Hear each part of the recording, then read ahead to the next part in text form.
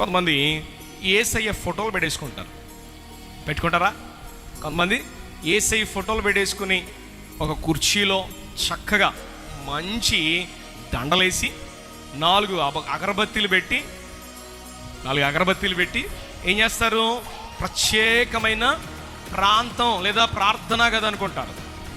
గమనించండి, ఇప్పుడు యేసుక్రీస్తు ప్రభుని ఎవరైనా చూసినట్లు దాఖలు ఉన్నాయా అంటే చరిత్రకారులు లేదా ఇలా ఉంటారు అని? వెరీ ఆఫ్టెన్ కేవలం ఊహా చిత్రాలే తప్ప ఎగ్జాక్ట్గా యేసయ్య ఎలా ఉంటాడు అనేది ఇప్పటివరకు ఎక్కడా కూడా ఆధారాలు లేవు. అంటే ఇప్పుడు మనందరం కూడా ఏవైతే ఫోటోలు చూస్తున్నామో అవన్నీ కూడా ఏంటండి? ఊహా చిత్రాలే. ఇప్పుడు యేసయ్య ఇలా ఉంటాడేమో అని ఇప్పుడు ఆ ఊహా చిత్రాలకి నువ్వు మొక్కినా, ఆరాధించినా, సాగిలపడినా నువ్వేం చేస్తున్నట్లు? విగ్రహారాధన. నేను తప్ప వేరే ఏ దేవుడునో లేడు. పైన ఆకాశం అందే కానీ, భూమి మీదే కానీ, భూమి క్రిందే కానీ, నీళ్ల క్రిందనైనను ఏ ఆకారమునైనా మీరు చేసుకొనకూడదు.